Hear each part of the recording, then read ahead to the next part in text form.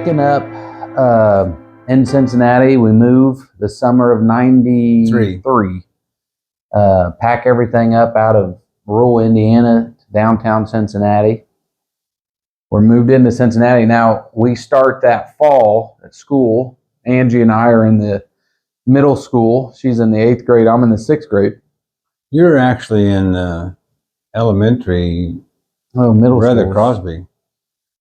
Which was middle school. 6th, 7th, and 8th grade was middle school. Okay. 9th grade is when we went to the high school with Mr. Clemens.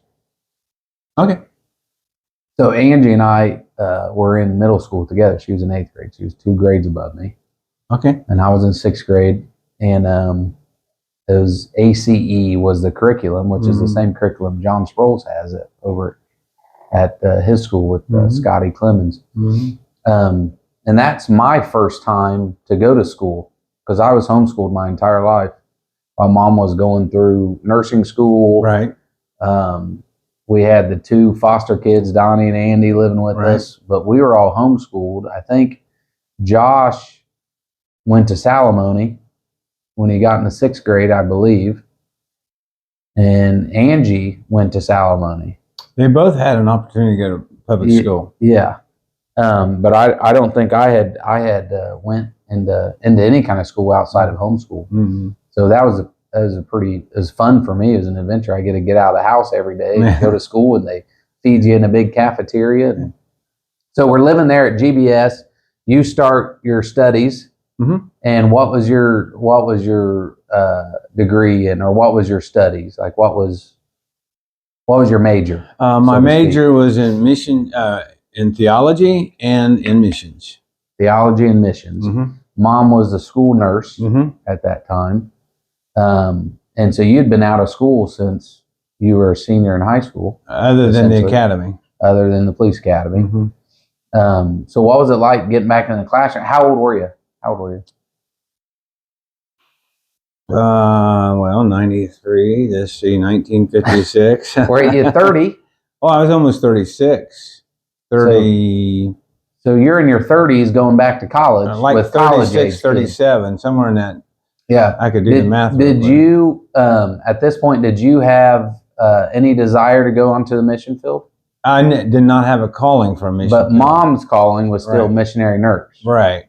And we had to take an option of what our majors was, and I just theology and missions. I didn't have a personal. Yeah. How did you come to study those 2 things? Well, you could have 2 majors, and I wanted to learn the Bible. So that's where the theology. That was theology, right? Okay. So we're at GBS, downtown Cincinnati. You're not pastoring at the time. No. You started school. Your focus was school. You're working as security guard. Mom's a school nurse. Me, Josh, and Angie are all going to school there on campus.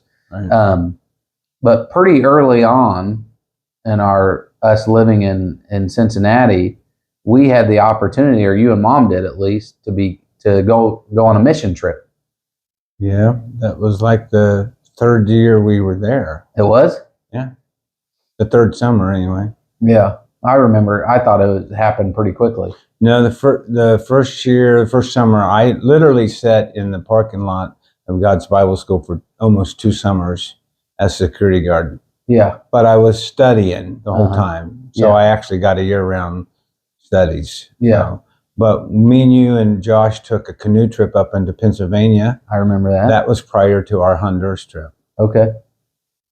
So, and that was, we met some friends there.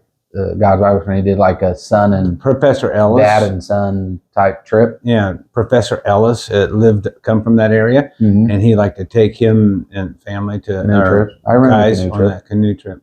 So how did the opportunity come? Because the very first mission field that I remember going on, besides going to Bahamas as a little kid, was Honduras. How did that come about? How did that opportunity arise for us to go on a mission trip? The Brox was affiliated some way with the Hope Sound.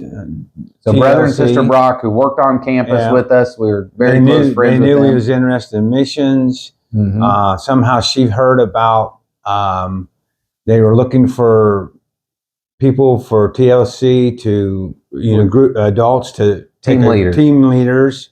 And Sister Brock heard about it? Yeah. And of course, she was affiliated with about everybody, Yeah. And she suggested that we would look into it, and she suggested to them that they'd look into us. I don't know exactly how it went, but as soon as we made our, application, whatever you want, you're on. They wanted you and Mom to be team leaders. TLC was Touching Lives for Christ. And we're bringing our group from God's Bible School. So Touching Lives for Christ is a missionary organization where they would bring mission groups to these various mission fields to do work, to do vacation Bible schools or whatever. You would take a group. So they were looking for leaders. Right. And Sister Brock somehow got you guys hooked up with that. Right. To where you and Mom applied to become team leaders. Right. And next thing you know, did you get to choose which mission field you wanted to go to, or they assign you to Honduras? I don't think they assigned. I think they told us what they were looking for, and we chose Honduras. Why? I don't know. Any reason why Honduras? I couldn't tell you why that would have been specifically. They may have suggested Honduras. I don't know. Yeah. I can't remember specifics about that, but we were to get a team and see if anybody from God's Bible School wanted to come, and we ended up with 13 of us all together. Pretty large group. Yeah. I remember. I was 13, so I know. You were the 13th? Yeah. Oh. Because when we did our number, uno, dos, tres, cuatro, I was Tracy. Tracy. Yeah. And Angie and I got to go. Obviously, my parents were going. But TLC, what I really liked about them, obviously, it was just another adventure for me. But the week leading up to the actual missions trip, we went and camped in Florida somewhere. TLC boot camp. And the goal of that was to train you for the mission field. To prepare you for the mission field, because it's not, you're not in a 5-season resort when you go to the mission field. Many of them didn't have hardly thing to go to, let alone, Yeah. So they had a boot camp, so to speak. And I remember we literally camping in a tent. Tents. In the swamp land of Florida. Where at in Florida was it? I don't know. It was inland from Hope Sound. That's about. So it's close to Hope Sound. Yeah, it was about an hour away from Hope Sound, Florida. So it was inland in the swamp of Florida in the middle of summer. We had to tent camp, which was roughing it, but they also had an obstacle course. Right. Every morning we'd have to run. We did obstacle course. We did all kinds of things. They did a bunch of team building stuff. I remember we had to do things as a group because we were then taking that same group to Honduras. Right. I was younger, obviously, but there was, at least 11 college kids that went along for the ride, and you and Mom were the leader. I remember that being a lot of fun, and I've seldomly thought about TLC and kind of wanting to get back involved in that, but do they even exist anymore? I think they do. Do they? Yeah. But I remember that was just a really fun experience. And so then we go to Honduras. Yep. With a group of college kids. You and Mom were leading the pack. Right. And we met the Rundells. Right. And I don't remember much about them per se during that first trip, but I remember us boys got stuck down in the boys' dorm, which was basically just a blocked building, no insulation, with a cot. Yeah. And there were scorpions, there were tarantulas, all sorts of monsters down there. And I think us guys painted. We did a lot of painting. I remember just painting. I don't remember much else. We did painting. The luggage didn't come in. That's right. I do remember. So we were Brother Rundell and I. So we arrived. All of our group arrived with no luggage. Well, some got luggage. I think we had 11 pieces missing. So that's pretty much, And so Brother Rundell and I went back the next day, which is 2.5 hours one way. Right. So from San Pedro Sula to where San Luis was, it was about an hour drive on a paved road, and then a 2-hour drive on a dirt road. About an hour and a half. Okay. It was about 2.5 hours altogether. Yeah. But the last hour and a half to 2 hours was essentially dirt roads. Going across the mountain. Going across the mountain into San Luis. And we did that the first time in a bus. Was it a big van or was it like a school bus? No, it was a bus. They took us all in a school bus? It was an old school bus. I don't remember it being I'm glad I was young. I don't remember it being miserable. I remember it just being an adventure, but that would be miserable. I remember that drive later on, obviously. So what was your first impression of Honduras? Oh, I don't know if I don't think I was ever turned off by it. So it just was, like you said, adventure. I guess at that point, after we crushed through Cincinnati, we're just about available we're to anything. Up for anything. But we had started the mission Main Street by then. Yeah. So before we went to Honduras, tell me how the church on Main Street downtown started. How did that come about? Originally, I started working with Brother Hyatt at the jail ministry, and we would do that every other Saturday. And his office for the jail ministry was upstairs at Main Street Chapel. Okay. So we went there every Saturday morning, did our prayer, got our tracts, got all our supplies, and then we went on up to the jail. Okay. Yeah. I didn't know that. Yeah. So who was there anyone pastoring? There was a student pastor. There was a student pastoring that little ministry on Sunday morning. Yeah. And so you got involved through the jail ministry. Through the jail ministry. So how did that come about for you to kind of take over? Well, after the first year, that student's leaving, and they're looking for somebody to take Main Street. And there was a gal there named Jody Weingard who was involved in the jail ministry and Main Street. And, I was interested. I mean, they asked me if I'd be interested. So I went with her one time down to get the kids for a Good News Club. And I said, really, I'm not interested. Yeah, because when you say get the kids. Yeah, go get the kids out of the neighborhood kids. Out of the ghettos, out of these rundown buildings with broken glass windows and no doors, and you're going in finding kids, cars on blocks, and thugs and prostitutes and drug addicts on the street. And you're going down there looking for kids, and we're going in and getting Good News Club. Good News Club. We're picking them, and we was able to get many kids. Yeah, and bring them back to the Main Street Church. Right. And then eventually you kind of take over as what you consider to be the senior pastor. The pastor. The student's leaving. That was a graduating student. He's leaving. Jody is, we need somebody to take over. And I'm kind of like the obvious, I don't know, because I was really the only one helping them at that point. Yeah, so you're already involved to where it just made sense for you to kind of take over that church. And I don't remember where we were attending church before then. We went out to I just lost it. Dave Herring's church. I remember Dave Herring's boys. Out east of town, out east of Cincinnati. And Dave Herring, somebody was affiliation from us back here in Indiana. And we knew him personally, and we were... And he was pastoring a church out there. But it wasn't close to Cincinnati. It was about 40 minutes away. Yeah, kind of out in rural Ohio at that point. East or west of So we were attending that church. That's where we were. We had a couple other churches just to... kind of bounce around. As people, we met people, and they'd say they were from this church or that church. We really didn't have any other affiliations. We didn't have a home church per se. Other than let me back up. That year, October 31st of that year, so we started school in August, my dad had a stroke on our anniversary. And from that stroke, every Sunday we come back to Indiana. And that's when I actually started filling the pulpit for Dad on a regular basis. So after Grandpa had a stroke, you started preaching at the church in Marion. And then we would be there. We'd come in on Saturday. Drive out Sunday night. Be back in school for Monday. But that was, we did that for quite a while. Several months. Yeah. So that was.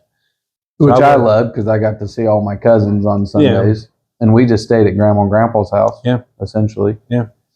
So you take kind of the pastor role at the Main Street Mission pretty early on in our time in Cincinnati? Probably at the second year would be what I would... So the second year in Cincinnati, you're starting to preach at Main Street Mission.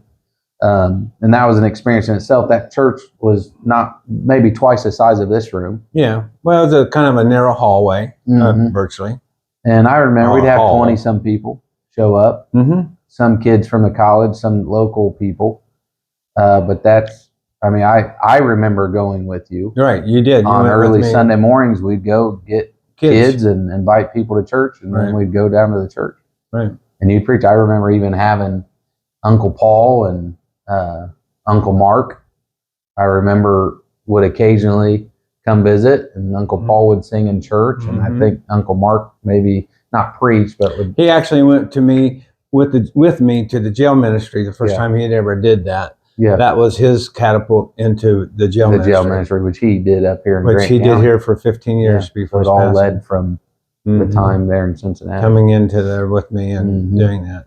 Yeah, I remember. I don't know why I was part of the discussion, but I remember you getting a group of students that were committed to Main Street. They all came over to our house after Sunday evening service. Did we have Sunday evening service at Main Street, or did we not? We did. And they all came over after one of the Sunday evening service, and I don't know how we were getting money, if there was tithes, but you wanted to put a sign up above the church doors. And I remember being part of that discussion of what does the sign say? You know, what's something that we could, stand out to the community and let them know that we're here as a church and we're helping them. And I believe we settled on "There is hope in Christ." Right, was the sign that we settled on. Which I don't know, is it still there today? I haven't went by there in years, but the last time I went by there, or let me say this, Ron Cook took over after we left, but then Matt Hallen took over after Ron Cook was done. And Matt Hallen, years later, met us for the first time, and that sign was still there when they were Main Street Mission. How do we get the money how the mission, did the Your mom and I virtually just paid for everything. Just bought it. And, we took up offerings at that time. No, actually, we quit taking up offerings. And if you want to donate. Not, we're not going to put a plate in front of you. But was the building owned by God's Bible School, or was it just rented out? Yeah, it was actually owned by God's Bible School. That building was. Huh. Interesting. Well, I didn't know all that. Some students years before who started the mission. It was actually a student formed. They somehow purchased that building, and that's why the jail ministry could use it. Maybe there was some kind of coercing there with each other. But either way, it was great. Yeah. I mean, if you're looking at going to the local mission field, that was the ideal place for it. Put you in a lot of uncomfortable situations. You'd get anyone off the street, I remember, would come in to that church. But I also remember through your security, and this is all before Honduras, I believe. The mission work, or the Main Street Ministry. You started that before we went on the mission field. Yeah.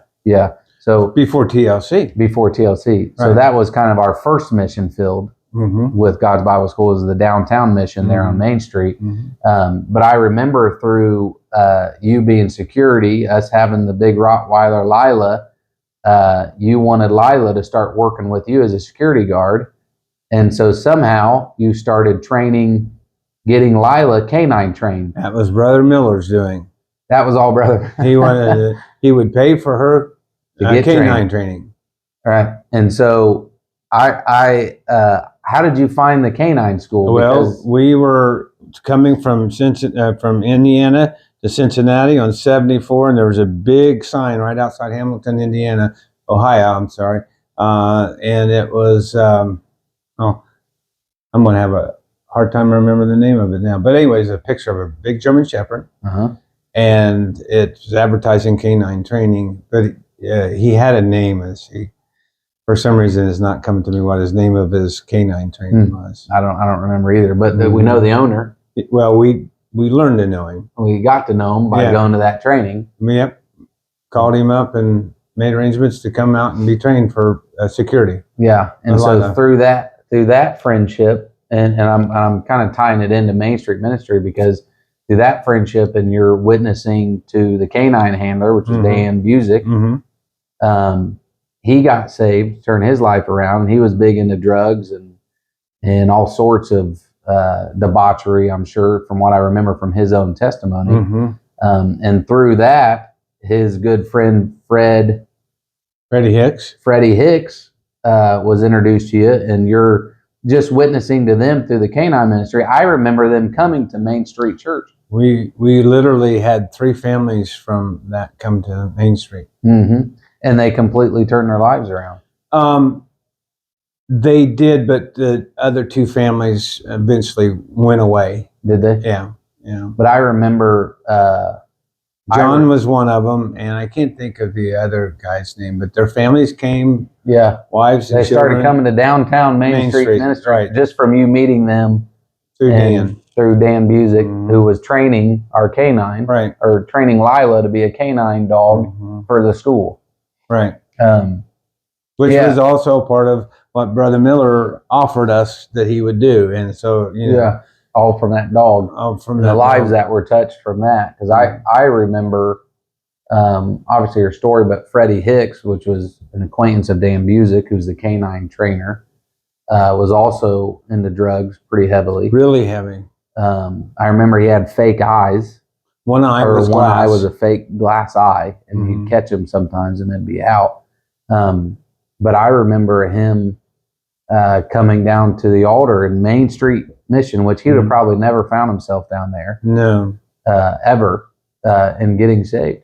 Yeah. Well, when he came, he was a very wealthy family. Yeah, I remember going to visit their house. They had a huge home. Yeah, he did over $11,000 of cocaine one weekend, and he OD'd, had a heart attack, massive stroke, caused his lost his blind eye, and he literally was living on borrowed time at that point in his life. Yeah. And when he come in, he had a snakeskin jacket, leather jacket, and alligator boots. I mean, he wasn't no poor guy. No, he had some money. But he never knew Christ as his Savior.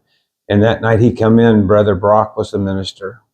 And Brother Brock, being an evangelist, missionary all his life, he preached one of his messages, and I couldn't tell you exactly what it was. And Freddie just never been in a church like ours before, Roman Catholic all his life, anyway, he come down at the invitation and literally weep till his whole front of his shirt was soaking wet. Yeah.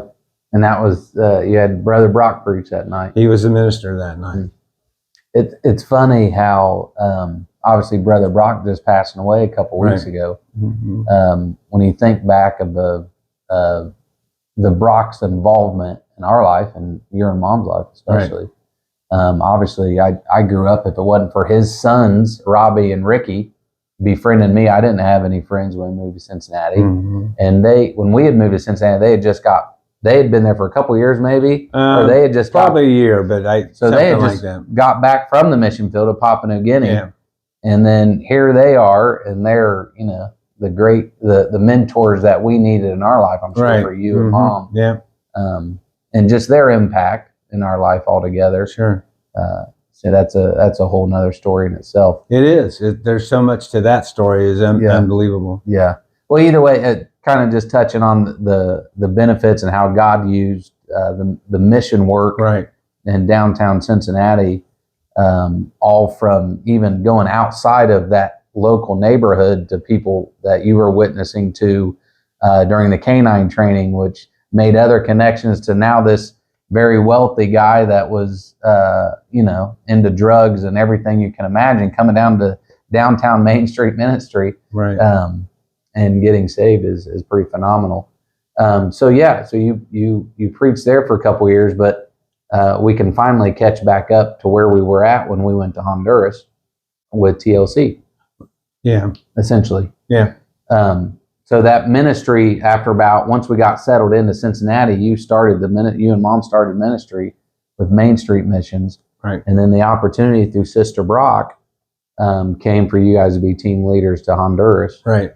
And how long were we down there? Were we down there a couple weeks, a month? I can't almost remember. A full month from the time we did the boot camp to TLC, almost a whole month. And it was during the summer. Yeah. And I remember in that, so I would have been in 7th grade, I think, at that point. But we had the red van by that time. So that kind of earmarks what time. So it'd be somewhere in because we had 2 vans. We had a black van, and then we just bought that red van. The red Ford van. That was our travel vehicle. It's still 30 days new to us. Yeah. You guys brought it brand new? No, used. Yeah. That was a new car for us. It was really new for us. That was nice we had. Yeah. The reason why that's important is because the air conditioning went out in Florida. In the red van? Yeah. Oh, I don't know. Just so happened we were staying with a family that was the manager of the Ford dealership in down Stewart. In between our boot camp and going to Honduras, we stayed with that family, right? Yeah, well, we come in and stayed with them our first night. Yeah. And then when we come back from boot camp, we stayed with them. And was it while we were gone, they got the AC? He took it to the shop and fixed it all. And of course, there was no price or no cost. Yeah. So when we got back from the mission field, we had a van with air conditioning for the ride home. Yeah, and completely done free. Yeah. Yeah, that's awesome. It was awesome. Do you remember anything about that first trip to Honduras, like that stands out to you? I just remember painting.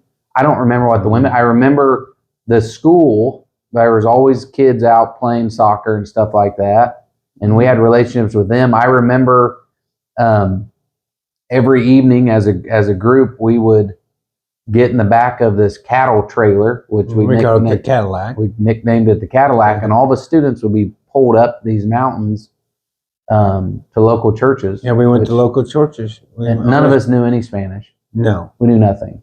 Except the Rundells. The Rundells knew Spanish, which was good.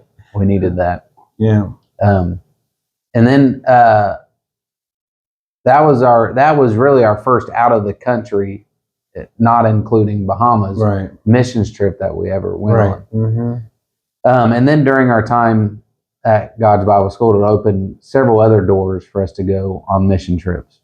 Right. And I believe it was the next summer that we went to Romania. That would be correct. Was it the next summer? Mm-hmm. And we didn't go with TLC, though. No. How did that connection happen for us to go to Romania? Well, there's some inside story there, and I have to be careful, but the new president did not want to affiliate with Hope Sound no more. The new president of God's Bible School. Uh-huh. And so he asked us if we'd be interested in taking a team with somebody else. And that team, that somebody else was, I think they called themselves, whatever, the name of the mission group out of Pennsylvania. And I said we would, but the TLC thing they didn't want to do that. They wanted to do their own God's Bible School thing. So we were branching away from the Florida TLC, which was affiliated with Hope Sound. Right. For God's Bible School to do their own kind of mission partnership. Right. That's what was, essentially. And it was out of Pennsylvania, but which the missionaries in Romania had affiliation there at God's Bible School, though, correct? Yeah, their son-in-law and daughter worked at God's Bible School. The missionaries in Romania, their daughter was GBS faculty. Faculty, right. Yeah. Their son-in-law. And so that's how we got connected with them. Right. And we took you and Mom took another group of students over to Romania. And we spent about a month there, give or take, somewhere all together. Because we drove to D.C. and we flew out of D.C., right? Yeah, we drove to Pennsylvania. Then from there we went into the D.C. Yeah, and flew out of D.C. I remember we had a few hours to kind of tour around the capital. We did that coming home. On our way back. Yeah. But in Honduras, we took one of the God's Bible School students who was Romanian, Nick Pope. He went with us, right? As our interpreter to Romania. Yeah. So one of the students was Romanian, and we went over to Romania, but I don't remember. We had three Romanian students at God's Bible School at that time. But only one of them took our group back. Chris, John, and Nick. Yeah. And but it was just Nick that went with us. Just Nick Pope. And he went with us as our interpreter. As our interpreter. And what was our mission? Well, we were just going to do vacation Bible schools. The missionary lived in a village that we were mainly going to do for gypsies. Gypsies was the outcast that didn't really live in the community. They wasn't allowed in the schools. They wasn't allowed. Most of the churches wouldn't allow them in. And so they were focusing on gypsy ministry in that little village. Traveling gypsies, and, or they lived out in virtually wagons with covers. Many of them. Yeah. And when we went out there, and this is just something I remember, but I remember when we, in one particular village, which Romania was heavily ran by the Greek Orthodox Church. Greek and Roman Catholic. Greek and Roman Catholic Church. So I remember, as so-called Protestants, we had to leave one of the villages and we went into the woods to hold a service. Actually, that's kind of close to it. We went up to Shatavas. A remote village in Romania. Okay. So I think you got two stories put together there. Possible. When we went up to, and I can't say it, it was like 6 hours away. We stayed with a family that was in persecution during the communist rule.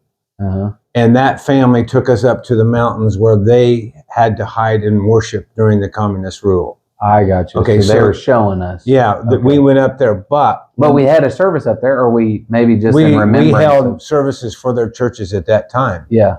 Okay. And we were at a wedding, and no one we knew. They just no one knew, but they're part of the church of the missionaries. That was a part of their work. Yeah. And while we was at the wedding or the reception, we had another service to go do. And when we went to that service, the man had built his own church above his garage as a hidden chapel, so we went to his place, and he showed us that's where they would have services during the communist rule.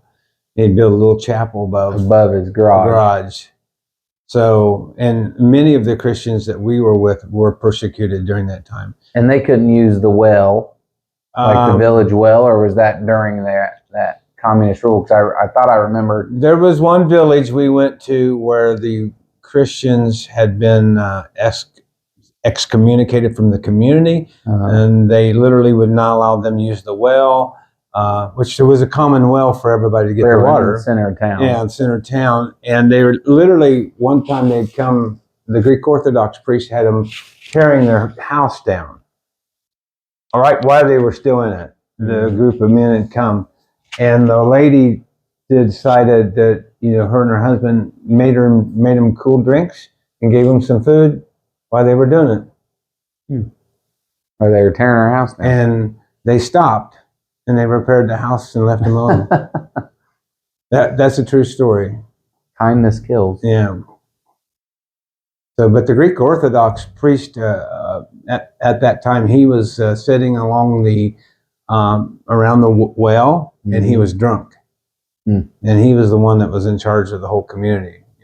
Wouldn't let the professing Christians. Yeah, and he got the people to turn against him, although they had no reason to. And once that happened, and she fixed them drinks and food to eat, they stopped and they repaired the house, and that was it. He couldn't get them to go against him anymore. But but that was right after the communist rule had left. Right. Now, under communism, they had to be very hidden, be very careful.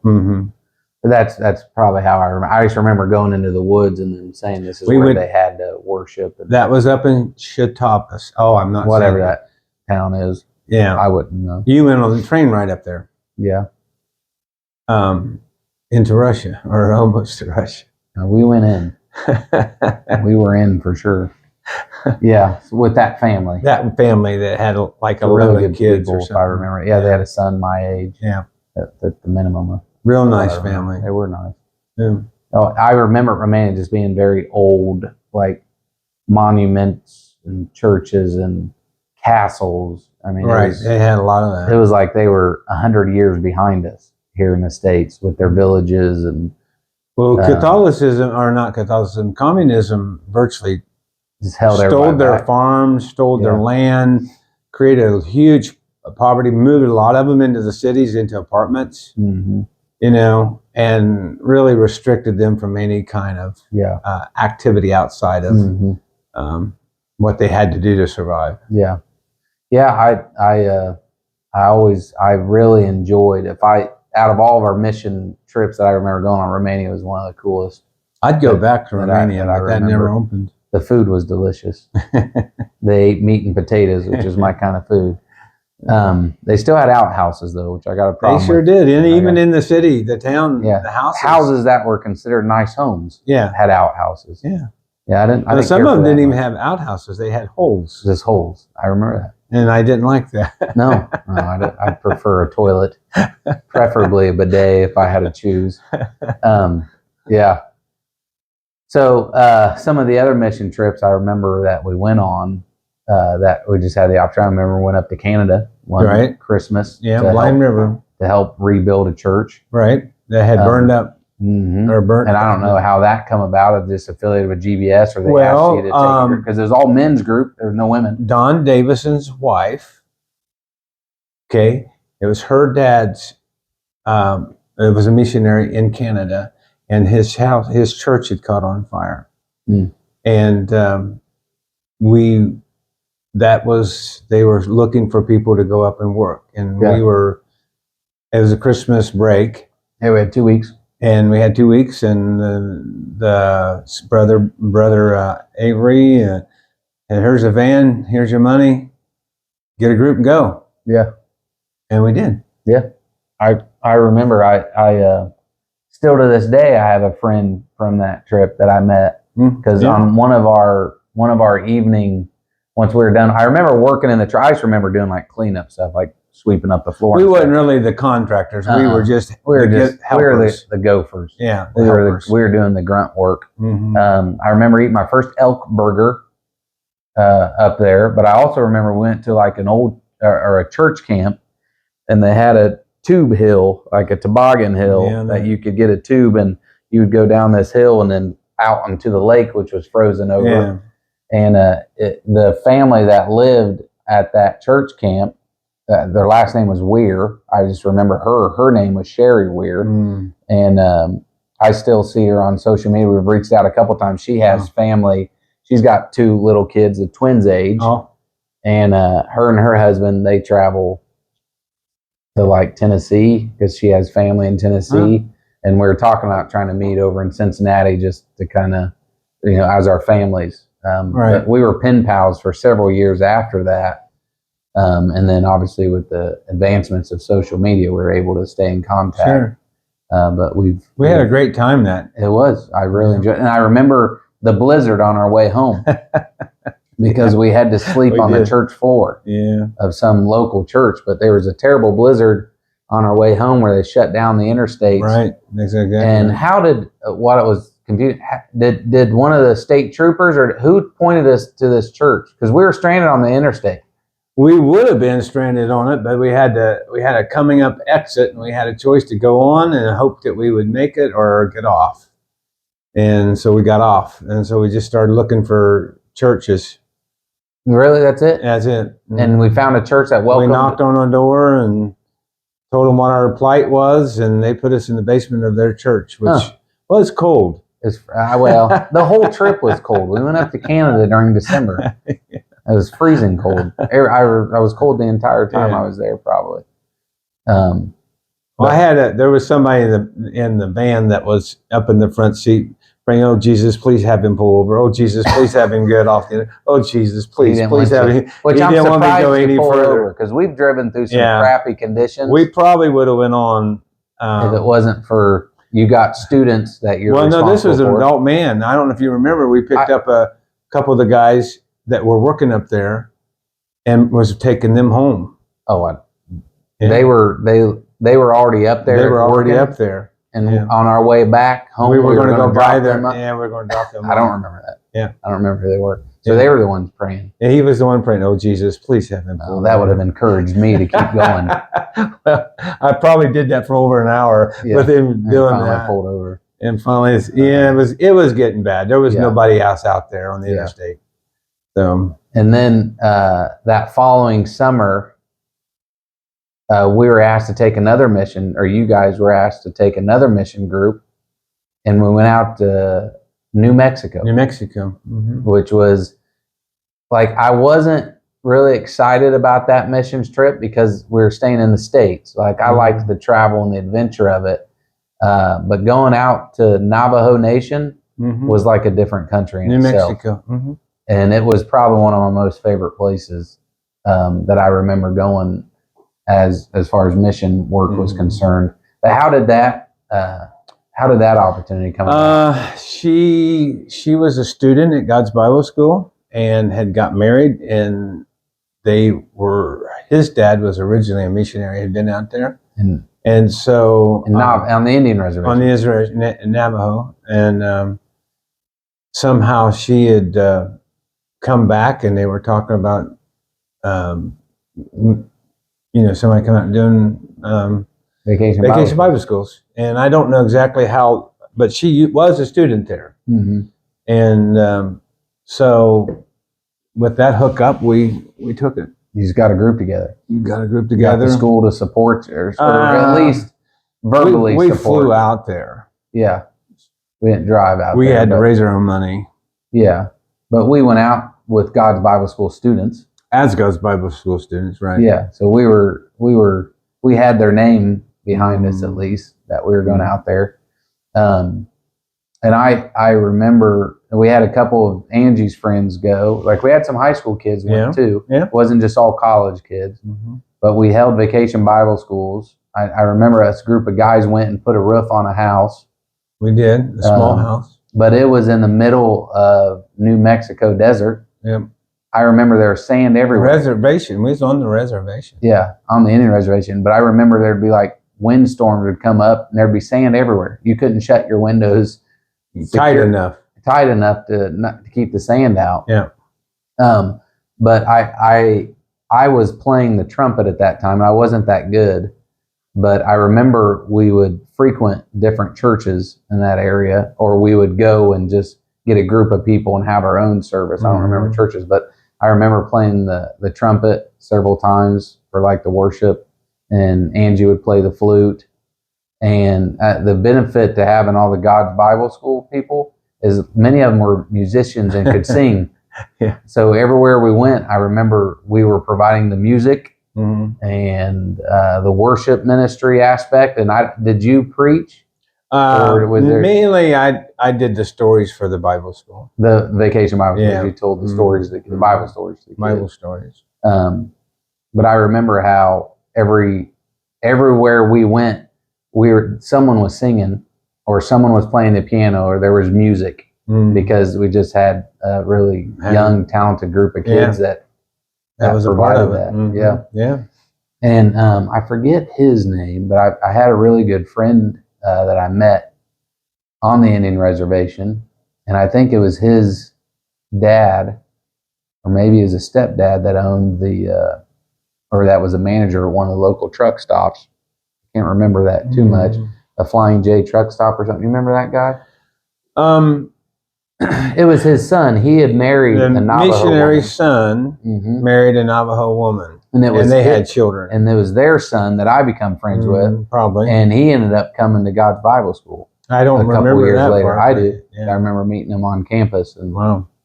He ended up coming to God's Bible School. But the reason I wanted to kind of, and I can't remember, were there any other mission trips there during that time at God's Bible School, or did I cover most of it? Well, we did a Bahama trip one time. Oh, at Freeport. And my dad went with us. And Grandpa went with us, and we took another group, but Mom didn't go. No. It was just a guys trip. Well, there was girls too. Why didn't Mom go? I think she at that time was working with a home health care nurse, as a home health care nurse, because she had got a job too to help subsidize our incomes, expenses. So she couldn't go. And Brother Wingham is the one who arranged that one. Why did we go to Bahamas? Was it to preach, or was it to build church? Like, I don't remember doing any work. Was it a revival service that we were asked? Yeah, we held services. That's what we did. We held services. And we would provide the music. We did it all. Yeah. As a group. That's right. I remember going to Freeport, Bahamas. I remember they had all of us guys crammed in a little trailer, and we're all sleeping on the floor. Virtually. And Freeport, Bahamas was not as nice as Nassau. No, it wasn't. It was definitely. It wasn't. It was an island away for sure. Yeah, we had to take nice. an airplane to get to it from Nassau. I do remember that. Did we do that during the summer or during the winter? Or? It was probably a winter break. Okay. But you and Grandpa basically led a team of God's Bible School students to that. Well, I think it's fascinating as I look back over the experiences that God's Bible School provided for us. Right. Mom eventually became the Dean of Women. I just saw it. Yeah. It was in she was the Dean of Women and the school nurse. She wore many hats there. Yeah. You became head of security. Yeah. And then your experience in law enforcement obviously helps with that. You had your canine dog. You were ministering downtown at Main Street missions. And then it seemed like every break, you and Mom were leading groups and to different mission fields. And you could break down every mission field that we went on with the experiences that you gained. And sure, it was amazing. Yeah. And so what's fascinating to me is every one of those experiences, starting back with Nassau, when Grandpa invited you to come on the mission field with him to Nassau, which led to Mom's calling to be a missionary nurse. Mm-hmm. And then all these other missionary trips that we would take and the experiences you gained all led to full-time missionary work, which the calling was for us to go back to Honduras, which was the very first out of the country missions trip other than Bahamas, everything we went to. Yeah. But all those experiences and breaks that we went where you and Mom were leaders, and there were things that went wrong all the time, and there are things that went right. Yeah. But those experiences is how, in my opinion, how God provided you and Mom, or got you prepared anyways. Gave us some... A lot of people don't understand where we come from a lot of times as far as spiritually, the way we look at it, but it's all because of where we've been. Yeah. We've seen it from so many different viewpoints, Yeah. Through, the Hondurans who lived in their lifestyle, the Romanians lived their lifestyle, the Bahamians lived their lifestyle, and we tried to look at it through Christianity, through their eyes. Mm-hmm. And even many of the students at God's Bible School, they all come from foreign countries, and we become friends with all of them. They had a place to come at our house. Yeah, we'd have Papua New Guinea students, Romanian students, Bahamian students, African. Danny Kim was Korean. Korean. Mm-hmm. But yeah, they were all surrounded us the whole time we were there. Which our house was open to them. Yeah. It's because of you guys too, though. You were very open to the but it made us very adaptable to any situation we've been in, and I think ultimately benefited me. And even after I moved out of the house, I was always up for the adventure. It didn't scare me to travel. I wasn't anxious about anything because I had seen, and we could spend hours of how God had worked to either protect us or to provide for us. I mean, the ultimate shepherd, as the Psalm says, the Lord is my shepherd. He provided everything that we could ever need. And I think experiencing those things and seeing those different cultures made us very adaptable to any situation we were ever put in, which leads to you're coming to the end of your college career, you're graduating, and did you end up graduating both of those majors? Yeah. Okay. I actually started a third major in education. Mm-hmm. And actually, if we would have stayed there one more semester, I would have had that as a major too. Mm-hmm. So Mom's kind of continued to work there and provide service for God's Bible School. You're finishing up your school. Josh has since graduated from God's Bible School and is kind of doing his own thing. Angie was graduated the same year you graduated, in 98, from high school. And so she's getting prepared to go pursue her college. I was a sophomore in high school. And how did it come about, or how did the discussion ever start with you and Mom being asked to go to the mission field? in Honduras? Well, I was a part of the mission organization at God's Bible School, and at one time I was actually president of the mission organization. And Brother Manley, who was EFM, who was Evangelistic Faith Missions, and who was actually, that was their mission field in Honduras. So we'd met him, and his daughter went with us on that trip. Oh, I didn't know that. Yeah, the redhead from Union Bible College.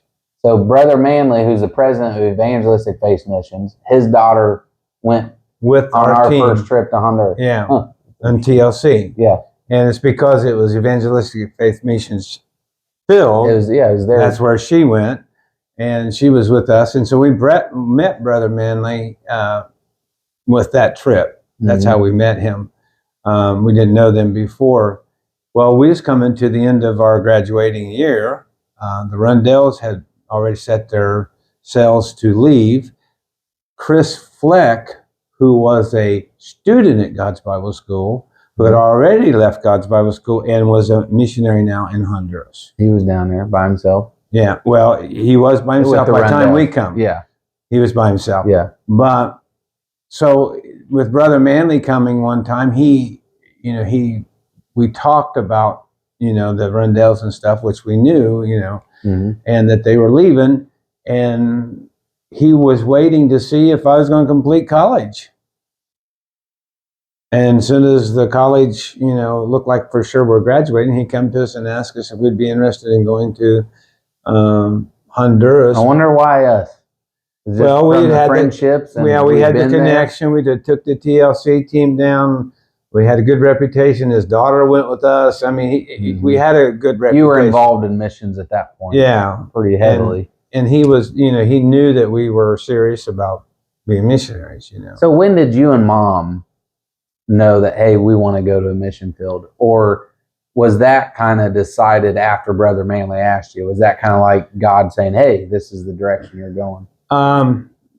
This maybe you might want to edit this, but Brother Avery and I had a conference, and he told me I had to give up the King James Version, or he couldn't use me. He was going to keep me and send me to college to go for my not my master's, my master's. But I had to give up the King James Version as my scripture. And I said, I refused to do that. And he said, well, then I won't be able to use you no more.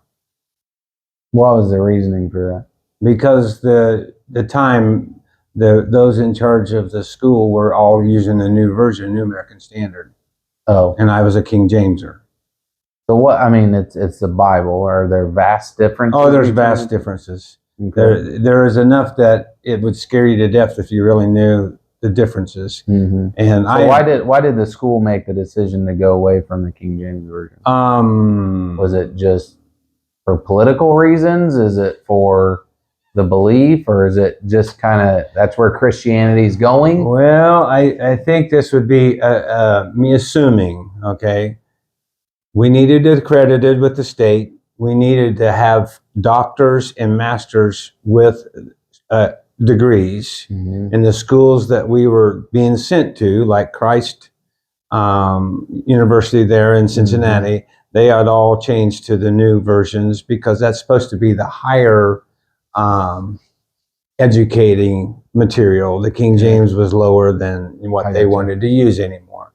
And so for accreditation purposes, they wanted to have, when the government come in and looked at our accreditations, that we didn't have that, if you would, that diversion, that one of their students was still, or one of their teachers was still using the King James Version as his main scriptures. And he said he couldn't use me no more. So the school's making a stand, and we're siding with this version of Bible. Right. And so if you want to be on board to help teach or be part of the school, we need you to teach this Bible. Right. And your hill to die on is the King James Version. Well, I'd already did the study. That's what I said. For the first 2 summers I was on that campus, I sat out in the parking lot studying all this. Yeah. I did not know the stories. I didn't know the differences. I didn't know anything other than I had already realized that this was an issue I need to know. So more or less the writing on the wall as far as our time at God's Bible School was Brother Avery said you have to. Yeah. Now, when I say that, I'm not trying to criticize him, because then he offered Angie free housing and free schooling to stay, and you too, by the way. Yeah. While we went to the mission field, so he wasn't running us out. He can't hire me as a teacher because this is our curriculum. This is what we're going to go with. The curriculum. Yeah. And I wouldn't. You're not going to budge on that. That was a major issue, though, because that's where God showed me. I mean, it was God that showed me this. It wasn't me coming up with it. Yeah. So well, and God knows you're stubborn, so He knew the time was right to call you to the mission field, because He knew you weren't going to budge on that. Well, whatever. However it works, I don't know. So all that happened right before you graduated, essentially? Right before I graduated. And Brother Manley asked you and Mom to... And he then come and ask us if we'd be interested. And, of course... This is everything you've been studying for. We had just been told that I can't stay. If you're going to teach. If I'm going to teach, and there's no reason to keep me just as security. No. And I would have been teaching missions. That would have been my... Yeah, you'd have just fell into that. I would have been that guy. I mean, and that's what I wanted, actually. But you want to do your curriculum. No, you don't want to be told what to. I just would use King James scripture for my teaching. Educational. Yeah. I would use that. That violates their curriculum. That would accreditation. There was a teacher that wasn't really happy with me. He said "phooey" on the King James. He said "phooey." Those words. Them very words.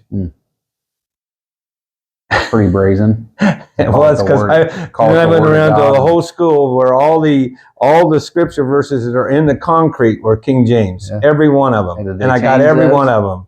Did they change those? I don't think they can. They were cornerstones. Yeah. So this is what the school is doing. Yeah, it's funny. That's probably a little harsh. You might want to hit on that.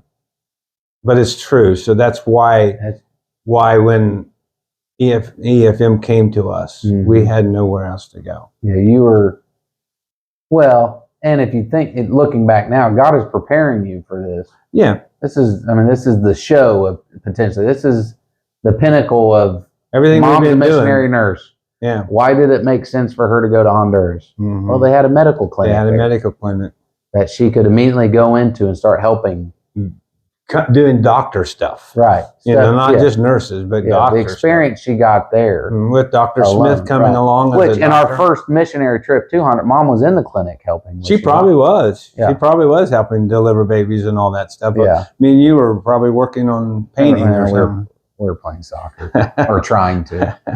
I don't remember working a whole lot. But either way, so Brother Manley asked you and Mom to go to the mission field. Was that decision pretty clear cut for you guys, or did you struggle with it? Well, we drove over to Bedford. We met with the board. We talked and prayed about it, and it just looked like that was the open door. I mean, my door got shut. If you would have, if he would have did that before Brother Avery had that conversation with me, I might have said, I'm enjoying this part. I'm enjoying being part of the missions and the students and the travel. I was too, by the way. Yeah, that was fun. I loved driving their bus.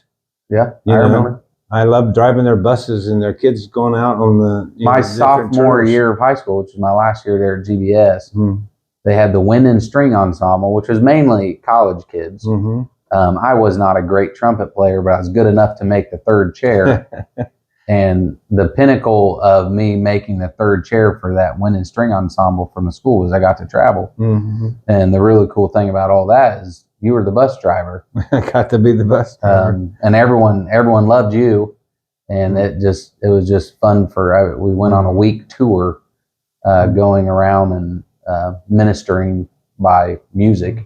I think what happened is most of the time it was somebody else doing the main driving, and then one time they called me up to come up to Northern Ohio. Yeah, you met us. We met you at a church and relieved the driver. Yep. And what was really cool is I got to sit up in the very front seat. Like you always got. Like I always did on the trash truck. It was just a different truck. Yeah. I think I told stories for the next 3 hours. Probably. You had the intercom. Yeah. Yeah, you're always good at telling stories, but you had some stories to share. So you and Mom, now for me, I don't remember ever having, I just messed with my microphone. I don't remember ever having the option to stay behind. Yes, you did. Well, I take that back. I don't remember you saying, Caleb, do you want to come or stay? No, we didn't do that for you, but we was asked if you could stay. Yeah. Angie, however, had the option to come or to stay there and go to college. Yeah. And she elected to go to college. And Mom actually enrolled her at Christ Hospital nursing program. Yeah, I remember that. So she was do University of Cincinnati, at God's Bible School, and then it maybe been. I think University of Cincinnati was the nursing program for Christ Hospital. I don't know exactly. Anyway, yeah. And that's how we set her up before we left. And Josh had already moved out by then. Yep. He lived with a friend over east side of Cincinnati. So working for Ups or something. I don't know. I thought he was a valet. But he did valet in school for a while, and then he did Ups, UPS, and I'm for sure. I think he was at UPS until he moved to Indiana. Yeah. So either way, and I remember when the decision was made, you graduated in the spring. And we're going to Honduras that summer, August of '98. We were a couple months preparing. Yeah. And I remember traveling around and visiting churches because we had to kind of help raise some money. We did that in the end of the school year. We did that, and we didn't really raise money. We just did what we were doing. We never asked for money one time. Right, but what I'm saying is we went with the EFM churches that were supporting Honduras. Yes. This is going to be our new missionaries. So it's like a meet and greet at churches. Hey, we're the new missionaries of Honduras. We're leaving in August. And so the decision was made.